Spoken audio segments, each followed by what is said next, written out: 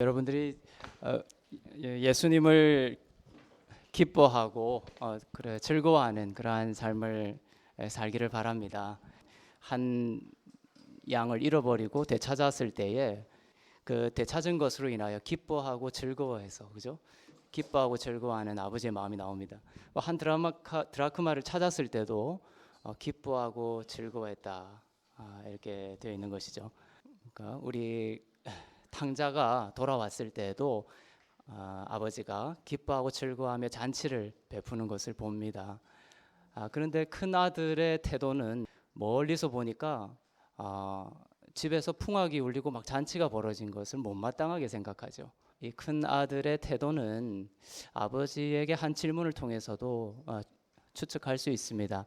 내가 여러 해 아버지를 섬겼거늘 나에게는 염소 한 마리 내주지도 않았는데, 그래서 아들의 태도는 내가 여러 해 아버지를 섬겼다, 받는 태도가 아니라 아버지께 드리고 섬기고,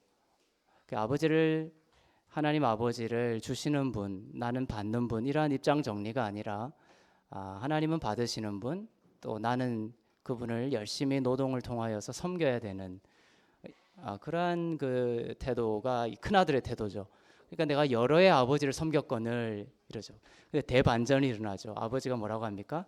내 것이 다 너의 것인데, 이러죠. 아버지의 것이 다 너의 것인데, 충격적인 말씀이죠.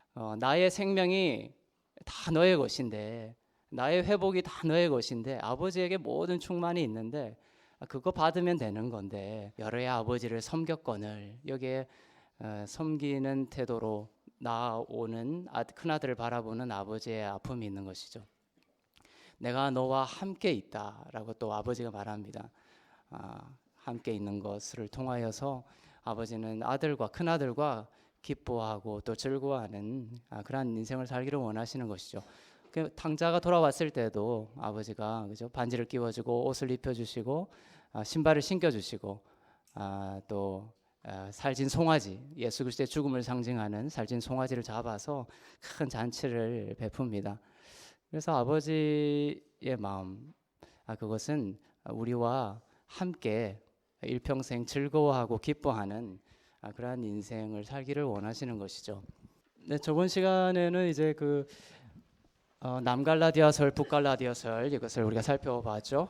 그래서 남갈라디아라는 그 바울이 열심히 은혜의 복음을 전한 그 지역에서도 율법주의의 파도가 밀려들었다. 그것은 곧 오늘날에도 또 앞으로도 은혜의 복음이 선포되는 교회와 또 우리의 삶의 현장에서 계속적으로 이 율법주의의 파고는 밀려들 것이다. 그래서 우리가 분별해서 율법주의를 늘 경계하고 버리고 오직 은혜로 또 믿음으로 주님께 나아가는 그러한 삶을 회복할 필요가 있음을 남갈라디아서를 통해서 우리가 살펴보았습니다. 그래서 이 바울이 전했던 복음의 핵심은 예수 그리스도를 믿는 믿음으로 말미암아 구원을 받는다라는 것이에요. 율법을 통해서가 아니라 믿음으로. 그래서 이제 유대교에서 기독교로 넘어가는 그 시점에서 이것이 당시에 기독교에 대한 바른 정립이 안 되어 있었습니다. 그래서 기독교를 순수한 기독교가 정립되어 가는 그러한 시기 속에서 일어났던 것이 이런 것이었죠. 그러니까 예수님을 믿는 것만으로는 안 된다. 그것만으로는 의롭게 되는 것이 아니다. 그것만으로는 축복받는 것이 아니다. 그에다가 더하기 율법을 지켜야 한다. 라는 그 율법주의가 끼어들면서 순수한 기독교의 정립을 막아섰던 것입니다. 그래서 갈라디아 교회의 유대주의자들은 복음의 진리에 유대 문화 또 율법적 요소를 첨가해서 그 복음을 변질 또는 왜곡시켰던 것이죠.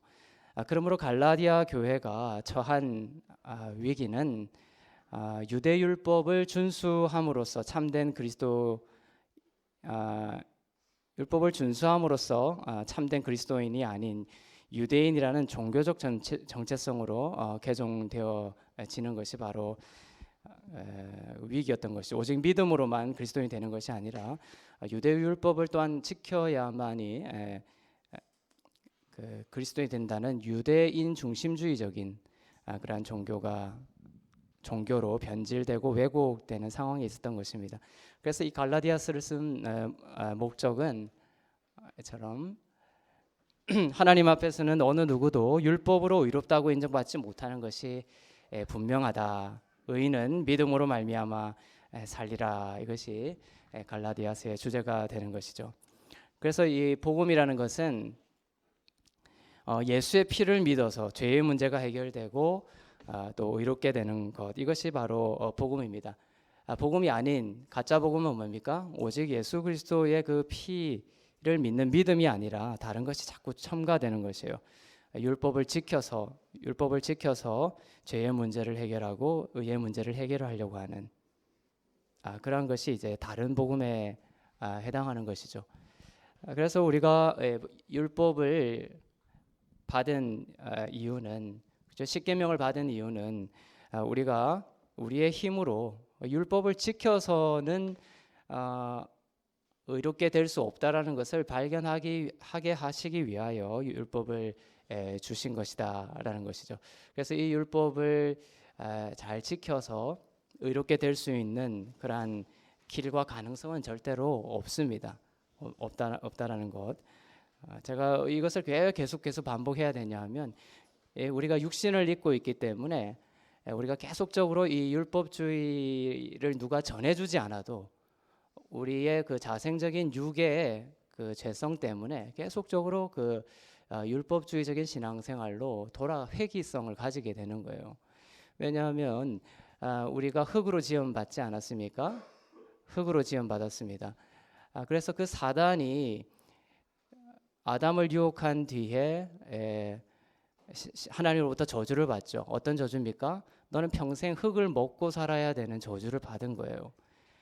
그 말은 뭐냐면 그 뱀이 땅을 파가지고 그 흙을 먹는 것이 본질이 아니고 흙을 진료로 해서 지어진 인간, 그 인간의 육을 공격한다는 거죠. 사단이. 흙을 먹고 살아야 되는 저주를 사단이 받은 거죠. 그래서 이 사단의 양식은 어떻게든 영에 의존하지 못하게 하고 의에 의존하지 못하게 하고 인간의 육을 신뢰하게 만드는 거예요. 그죠? 그래서 그 육을 신뢰하게 만드는 도구로 무엇을 가져옵니까? 율법이라는 것을 빌려오는 거예요, 사단이.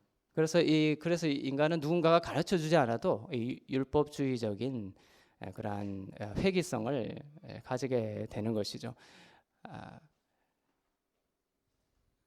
그래서 우리가 율법을 가지고 의롭게 되는 것은 아니다. 그럼 믿고 난 이후에는 거룩해지기 위해서 율법을 지켜야 하냐? 이것이 상당히 중요한 문제긴 하죠.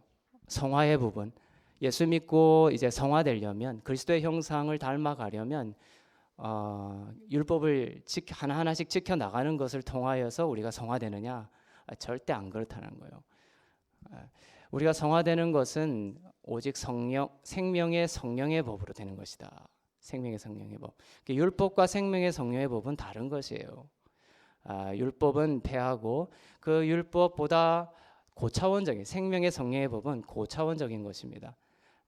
생명의 성령의 법은 그 안에 사랑이 중심이 된 하나님의 법이죠. 그래서 그 생명의 성령의 법이 우리 안에 들어와서 친히 내가 사는 것이 아니오 오직 내 안에 그리스도께서 사시는 그러한 인생으로 우리를 끌고 가신다라는 거예요. 하지만 율법은 뭡니까?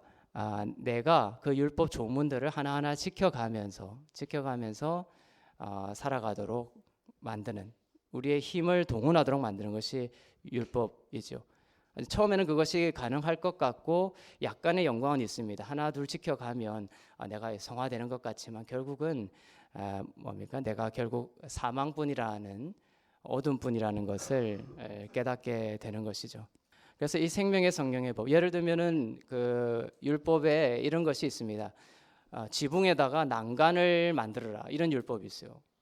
그 율법을 어기면은 벌을 받는 거죠. 그러면 사람들이 그 율법을 계명으로 지켜서 그 난간을 설치하면 내가 하나님의 법을 지킨 것이고, 난간을 지붕에다 설치 안 하면은 지키지 않은 것이고, 이러한 그 사랑이 배제된 이러한 율법, 그것이 구약 율법의 참혹한 모습이었던 것이죠. 하지만 그 난간을 하라는 그 본질은 뭐냐면은 사랑인 거예요. 왜냐하면은 이스라엘은 덥기 때문에, 또 이스라엘의 집은 지붕이 평지로 되어 있어요. 그래가지고 오후에 선선해지면 사람들이 지붕으로 올라가서 잠을 잔단 말이에요. 그럼 난간을 설치하지 아니하면 아이들이나 또 인부들이나 사람들이 자다가 떨어져서 죽는단 말이죠. 그러니까 그것을 생명을 존중하고 생명을 사랑하는 마음으로 이제 그 율법을 이렇게 만들려고 계명을 만든 것이죠. 그래서 모든 율법은 하나로 집약이 되죠. 사랑, 하나님에 대한 사랑과 또 인간에 대한 사랑, 이것으로 축약이 될 수가 있습니다. 그렇지만 이 생명의 성령의 법은 그리하여 우리 안에 그 사랑, 율법의 핵심이 그 조문들을 우리가 나가는 것이 아니라 난간을 설치한다, 이러한 차원들이 아니라 내 안에 생명의 성령의 법이 들어옴으로써 예수 그리스도의 사랑을 부어주신단 말이에요. 그럼 그 부어주시는 예수 그리스도의 사랑을 내가 깊이 묵상할 때 뭡니까? 내 안에 새로운 마음의 창조가 일어나고, 그 창조된 마음을 통하여서 그리스도의 사랑이 나를 통하여 흘러가는, 그래서 이 난간을 설치한다는 차원을 넘어서는 그런 고차원적인 그리스도의 삶이 생명의 성령의 법을 통하여 살아가는 크리스찬들의 인생 가운데 터져 나올 수가 있는 것입니다. 그 예를 들면 난간을 설치하지 말라, 이것이 그냥 율법 조문이면 그걸 지켰으면 내가 다 지켰다, 이렇게 하는 것이 아니라 생명의 성령의 법이 들어오면, 예를 들면은 그 인부가 다치지 않도록 난간을 설치하는 차원을 넘어서서, 그죠? 그 인부에게 어떤 장애가 있는 아이가 있다든지 가정 형편이 어렵다든지 이러한 그 극렬한 마음들이 생기면서 난간을 설치하는 것을 통해서 그 인부의 생명을 보호해주는 차원을 뛰어넘어서 그 사람의 그 모든 사정들을 고려해서 뭡니까? 그 사람의 모든 전인격적인 도움과 필요와 사랑을 줄 수 있는 이러한 사랑들이 흘러갈 수 있다는 것이죠. 그러니까 율법을 뛰어넘는 고차원적인 그리스도인의 생활이 생명의 성령의 법을 통해서만 일어날 수 있다. 근데 생명의 성령의 법을 통하여 살아가는 이러한 법도 우리의 힘으로 되는 것 아닙니다. 하나님을 사랑하고 또 이웃을 사랑하고, 이것이 율법의 두 계명이라고 그랬죠. 율법을 다 줄이면, 율법사가 와가지고 예수님에게 율법은 뭐냐 물어봤을 때 예수님이 두 가지를 이야기합니다. 하나님을 사랑하고 내 이웃을 사랑하고. 그 예수님이 알아서 말씀하신 게 아니라 율법사가 굳이 물어봐서 대답하신 형식을 취하고 있어요. 그래서 이것은 어떻게 보면은 하나님을 사랑하고 이웃을 사랑한다는 이 계명은 율법이라는 그 구약 종교의 어떤 인간이 지킬 수 없는 극치를 보여줬다고도 볼 수 있는 거예요. 율법을 주신 이유가 뭡니까? 우리가 하나님의 심판 아래에 있음을 깨닫게 하기 위해서 준 것이다라고 로마서 3장에 나와 있죠. 그러니까 율법사가 물어봤을 때 하나님을 사랑하고 이웃을 사랑한 거다라고 이야기했을 때 그것은 우리가 지킬 수 있냐는 거예요. 이러한 질문을 해봐야 됩니다. 그러니까 예수님이 율법사가 그런 질문을 했을 때 우리가 흔히 알고 있는 그 율법 10계명뿐만 아니라 그 613개의 하위 율법들, 이런 것들을 우리가 지킬 수 없을 뿐만 아니라 인간이 절대로 우리의 힘으로 지킬 수 없는 율법의 최정점을 알려주신 거예요. 하나님을 사랑하고 이웃을 사랑. 그 본문을 보면서 이제 이것이 율법의 극치구나. 내가 이제 이거 지키면서 살아가면 되겠구나, 이러는 것도 상당히 오류라는 거예요. 그 조문을 통해서도 우리는 뭘 발견해야 되는 거죠? 내가 심판 아래에 있구나라는 것을 발견해야 되는 거예요. 율법사가 물어봤을 때 율법을 정리해 준 거거든요.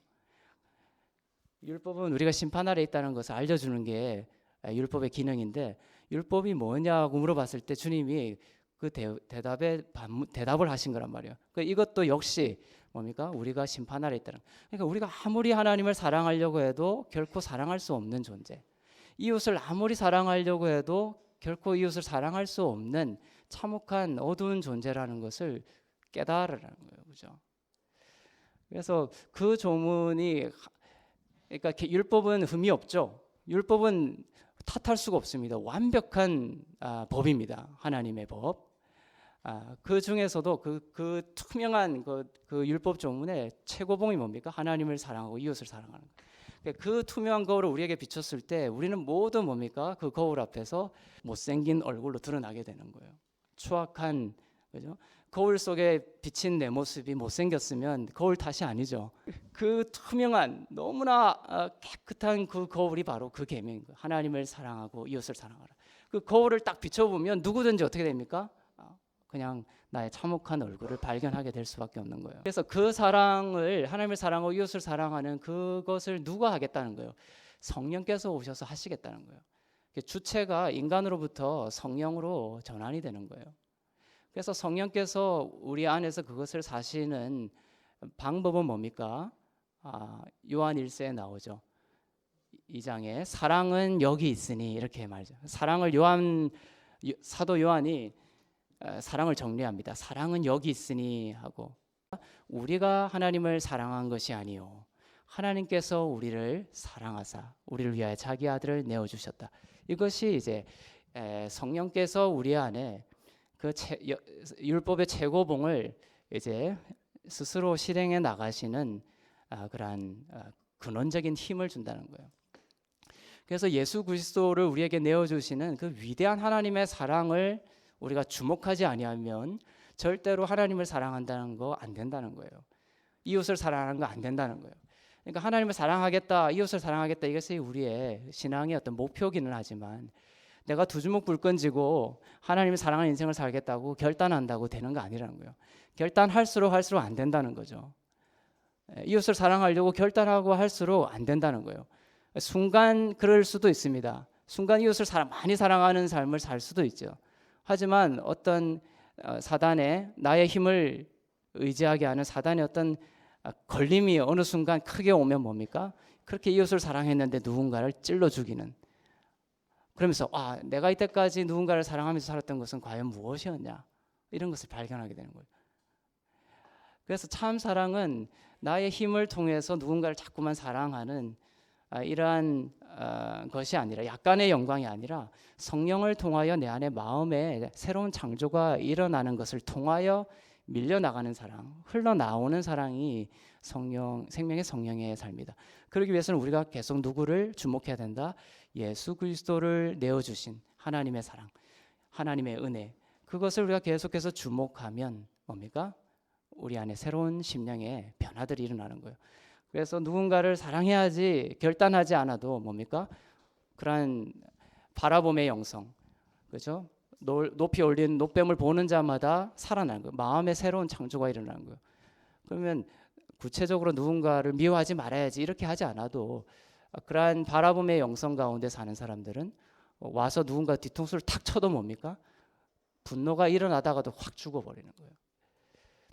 이제 분노가 일어났어, 내가 미워하지 말아야지 해서 그 미워하지 않는 결의를 해서 그 사람을 용서하고 이런 단계를 뛰어넘는 단계로 간다는 거죠. 내 안에 새로운 창조가 일어나기 때문에 그런 것입니다.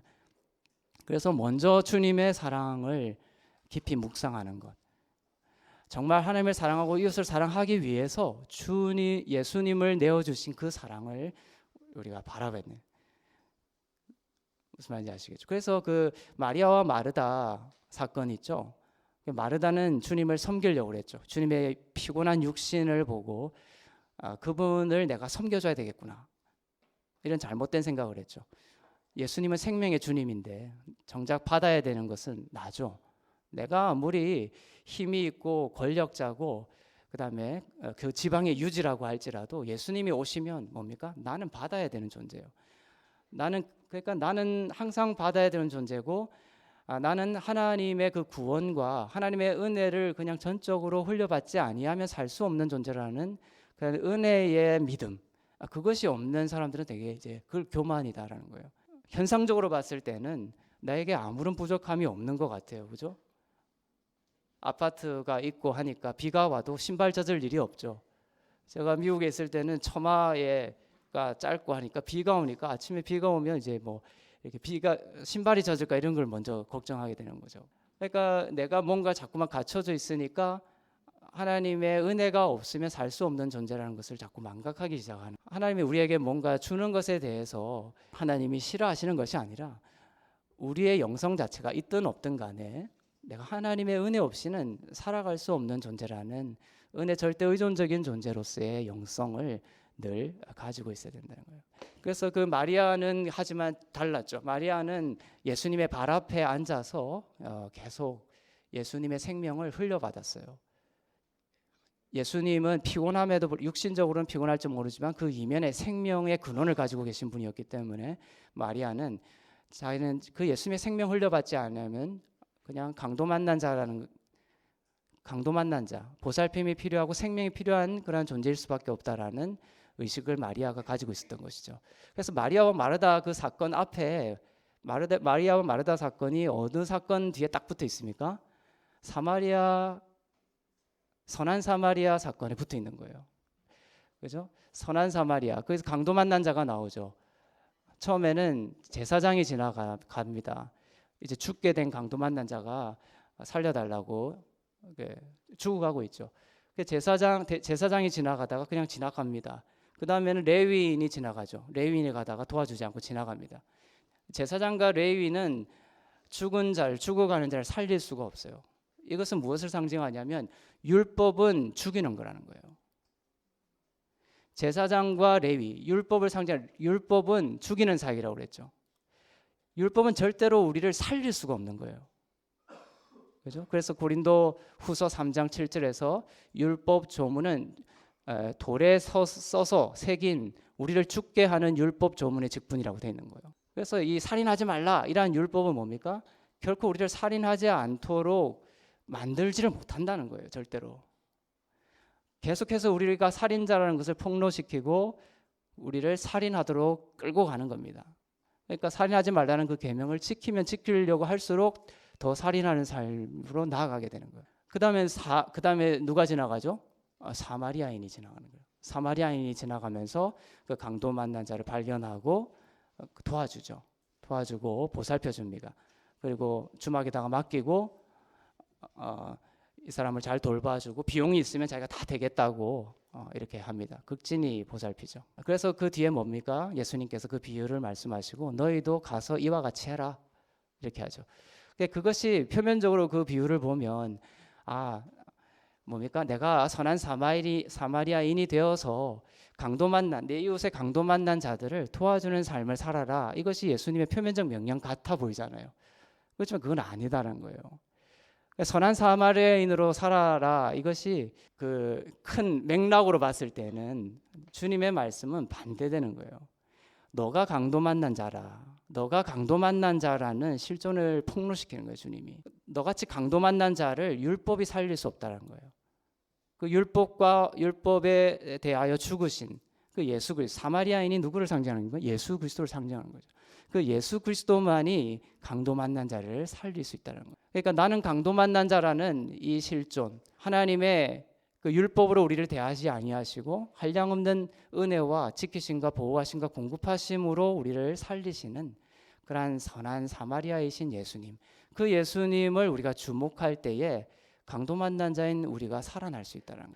가서 너희도 이와 같이 하라는 말은 뭡니까? 그러한 은혜의식, 내가 은혜 받은 자라는 이러한 의식으로 충만해질 때 그 껍데기적인 선한 사마리아인이 연약한 자를 살리는 것 같은 그 껍데기적인 하나님의 명령을 이룰 수가 있다라는. 그러니까 이 성경은 상당히 깊고 좀 여러 결로 되어 있는 거예요. 그걸 보면서 내가 이걸 지킬 수 있는 힘이 있는 자야. 이것이 이제 교만한 거죠. 성경은 아주 이렇게 신비 속에 있는 거예요. 그래서 성경을 예수 그리스도를 중심으로 해서 읽지 않으면 그 성경의 텍스트가 나를 죽여버리는 거예요. 그러니까 성경이 어떤 면에서는 위험한 텍스트가 될 수 있는 거예요. 그러니까 선한 사람 너희도 이와 같이 해라. 이러니까 이제 강도 만난 자들을 내가 나가서 이제 열심히 그러한 자들을 찾아다니면서 이제 도와줘야지. 그럴 수 없는 존재라는 것을 폭로하기 위해서 던진 본문인데, 그렇게 살다가 깨닫는 거죠. 내가 강도 만난 자구나. 그래서 그 주님의 사랑과 생명을 바라볼 때에 나의 마음에 새로운 창조가 일어나며, 이제 내가 누군가를 도와주는 나의 의지와 결단으로 살아가는 것이 아니라 생명의 성령의 몸이 내 마음에 새로운 창조를 해주셔서 나도 놀라는 새로운 행위의 열매들이, 그러니까 나는 할 수 없었는데요 주님이 하셨군요라는 그러한 고백 속에 나는 펑펑 은혜의 눈물을 흘리게 되는 것이죠. 그래서 그 강도 만난 자가 비유 다음에 이제 마리아와 마르다 사건이 이어지면서 강도 만난 자의 실존을 누가 대변합니까? 마리아가 대변하고 있는 거예요. 발밑에 앉아서 강도 만난 자로서 주님의 생명 받지 아니하면 살 수 없나라는 고백으로 앉아 있는 거예요. 그래서 예수님이 마리아를 칭찬하면서 마리아는 좋은 편을 택했으니 결코 놓치지 아니할 것이다. 너희에게 필요한 것은 여러 개가 아니라 딱 한 가지다라는 거예요. 그렇죠? 마르다는 근심했죠. 마리아가 왜 근심하고 두려워하느냐? 마리아에게 예수님이 말씀하시죠. 너는 왜 이렇게 많은 일로 근심하고 두려워하느냐? 한 가지만 있으면 이 두려움이 사라진다고 말씀하시죠. 너에게 필요한 것은 딱 한 가지다. 뭐다?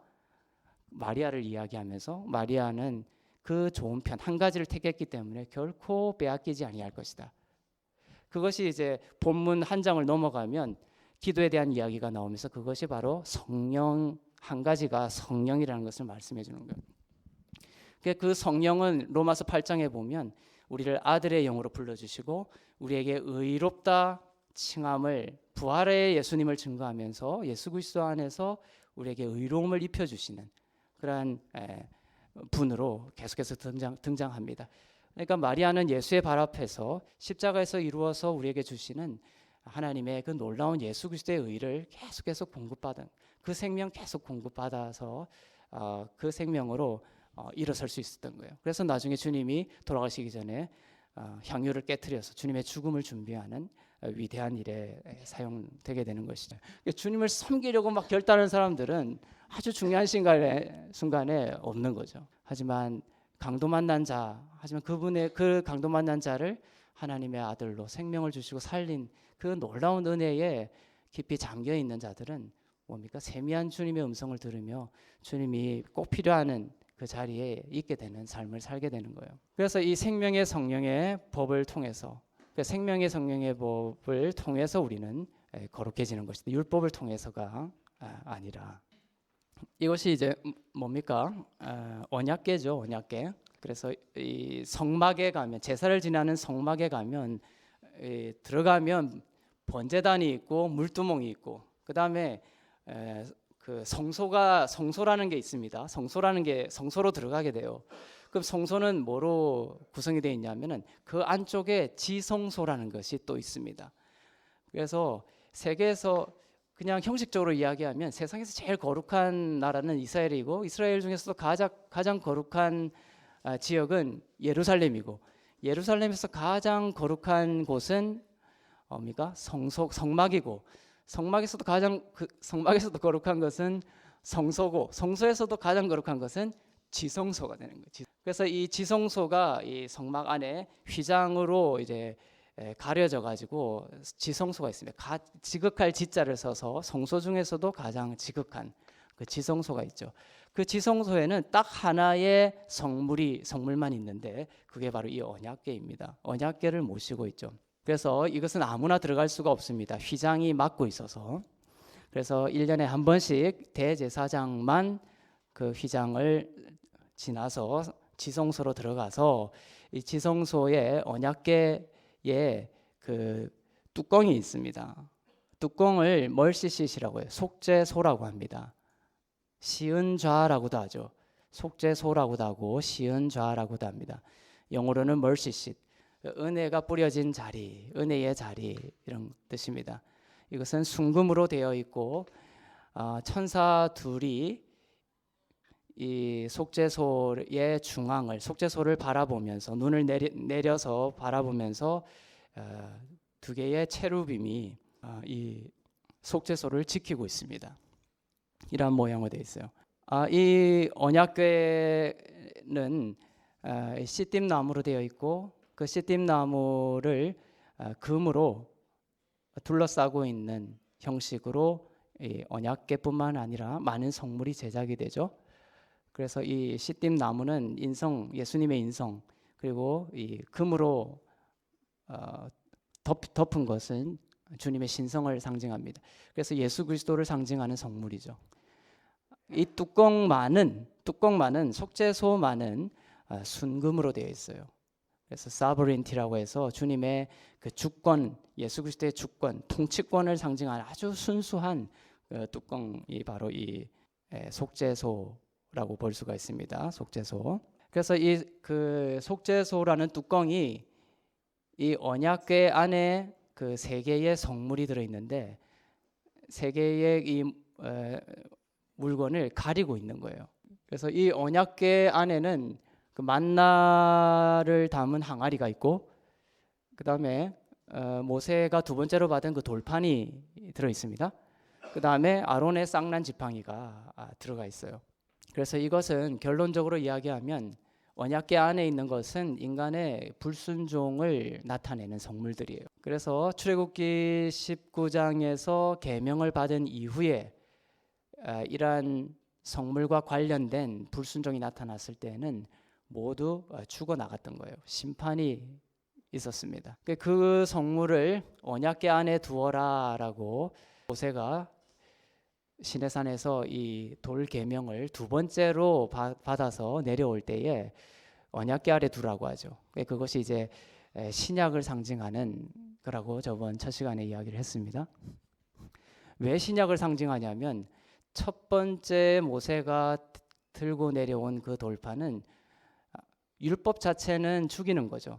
그래서 그 율법, 모세가 처음으로 들고 왔던 그 율법은 죽이는 그 사역을 그대로 실행하는 율법이었기 때문에 모세가 깨버리죠. 그 우상을 만드는 이스라엘 진영까지 가지고 왔을 때는 수많은 사람들이 죽을 것이기 때문에 깨버립니다. 주님이 다시 불러 올리셔서 두 번째 돌판을 주시면서 이것을 언약궤 안에 둬라라고 하는 거예요. 그 언약궤 안에 둠으로 인하여 어떤 일이 발생하느냐? 이것이 왜 신약이냐? 그것은 이 언약궤 안에 두면서 이 속죄소라는 뚜껑으로 속죄소로 덮어버린다는 거예요. 덮어버려서 하나님께서 이 언약궤 안에 있는 그 인간의 불순종을 바라보지 못하는 것입니다. 그래서 히브리서에서 내가 너의 죄와 허물을 더 이상 기억하지 않겠다라는 이러한 하나님의 말씀들이 다 이러한 성물들에서 나오는 거예요. 그래서 이 속죄소의 뚜껑 때문에 하나님께서 인간의 죄와 허물을 바라보질 못합니다. 우리가 하나님 앞에 나아갈 때에 늘 죄와 허물이 있는 모습으로 나가잖아요. 그럴 때 예수의 이름을 붙들고 나아가면 하나님은 우리의 죄를 가지고 정죄하지 않는다는 거예요. 그것을 이것이 말해주고 있습니다. 그런데 그 속죄소라는 그 뚜껑의 효력이라기보다는 1년에 한 번씩 저기에 짐승의 피가 뿌려지는 거예요. 그 피 때문에 사실은 못 보는 겁니다. 하나님은 인간의 깊은 것도 감찰하시죠. 주님은 모든 것을 다 꿰뚫어 보십니다. 근데 주님이 단 한 가지 꿰뚫지 못하는 게 있어요. 그건 아들의 피다는 거예요. 아들의 피. 아들의 피가 뿌려진 곳은 하나님이 절대로 그것을 통과해서 바라보지 않기로 약속하셨거든요.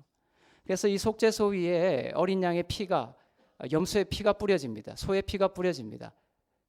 그러면 그것은 장차 우리의 죄를 위하여 흘리실 예수님의 보혈을 말하는 것이죠. 그 보혈이 뿌려졌기 때문에 하나님은 우리의 죄를 바라보지 못하는 거예요. 우리를 더 이상 정죄하지 않는, 그리스도 예수 안에 있는 자에게는 결코 정죄함이 없다.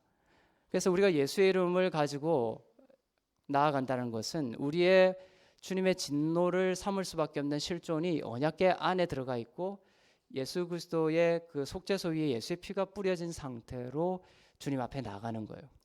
그러니까 주님은 결코 우리의 죄를 가지고 뭡니까? 정죄하지 않는다. 오히려 그 예수의 뿌려진 피 때문에 우리를 더욱더 축복하신다.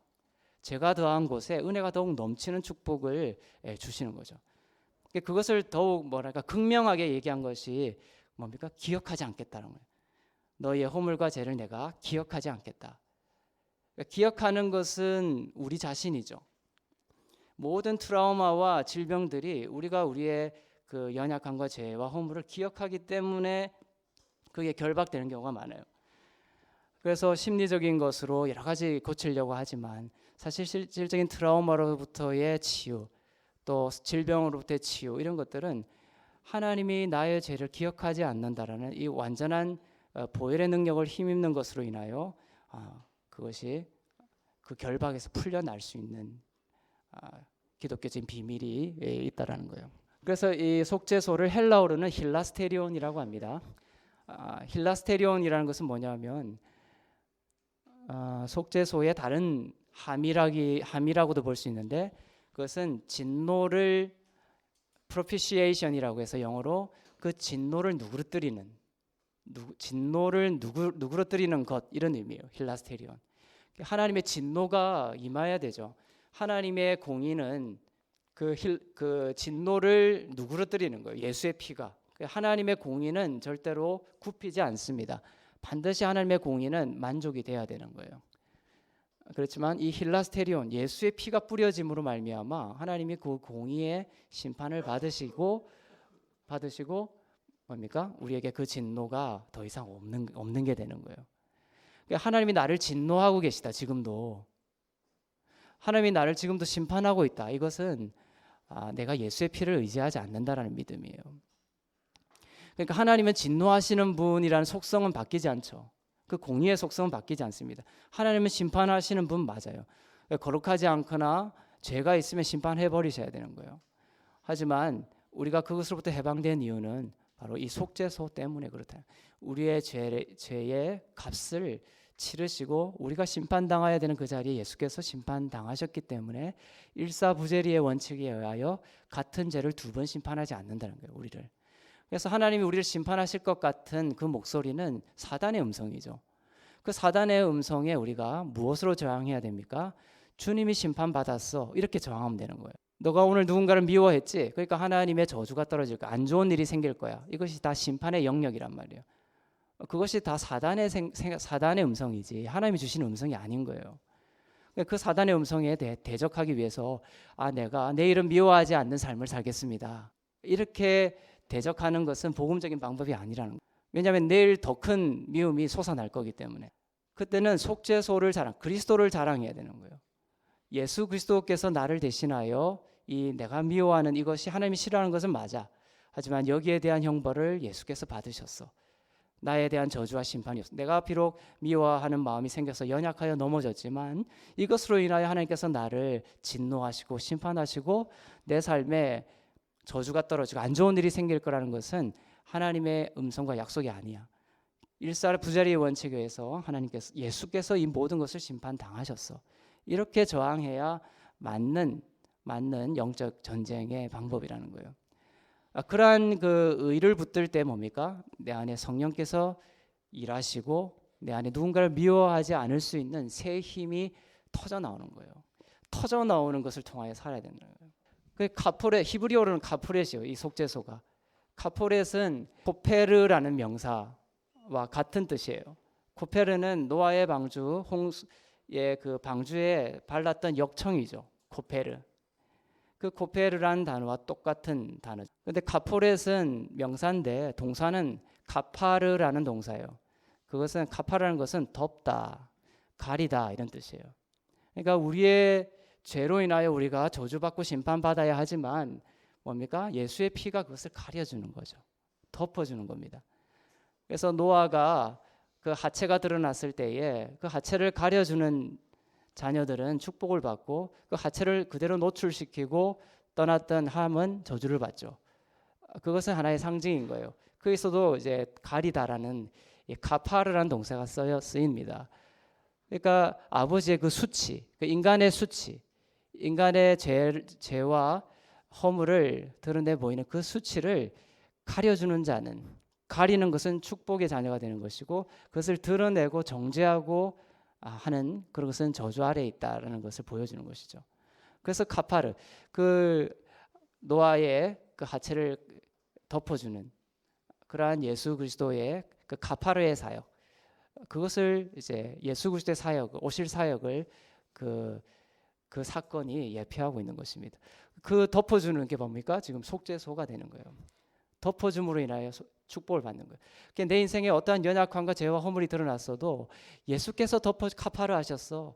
예수께서 나에게 카프렛이 되어 주셨어. 그랬을 때 어떻게 됩니까? 그것을 가려졌던 두 자녀가 축복의 자녀가 되었던 것처럼 하나님의 축복을 받는 아브라함의 자손의 축복을 우리가 누리게 되는 거죠. 하지만 갈라디아서 3장 10절처럼 율법 행위에 속한 자들은 저주 아래 있다는 것처럼 뭡니까? 드러나는 그 죄를 예수 그리스도의 피를 의지하지 않고 그대로 그 죄를 그냥 정죄를 받고 이것으로 인하여 나의 삶에 저주가 떨어지고 나쁜 일이 생길 것이고 내가 저주를 받게 하지 않기 위해서 이것을 교정해야 돼. 교정해서 주님 앞에 내어드려야 돼. 이러한 율법 행위에 속한 패러다임으로 넘어가게 되면 그 사람 인생 계속해서 온전한 샬롬을 경험하지 못하고 법적 언약적으로는 축복을 받은 저주 아래 있지는 않지만 현실적으로 저주 아래 있는 것과 같은 그러한 사단의 참수의 효력을 받게 되는 거예요. 그래서 이 속죄소가 그런 피가 뿌려지는 자리예요. 피가 뿌려지는 자리, 의의 자리입니다. 그런데 이 체루빔이 두 천사가 있는데 원래는 천사가 셋이죠. 왜 셋이냐면은 성부, 성자, 성령 하나님이 삼위이기 때문에 천사도 셋인 거예요.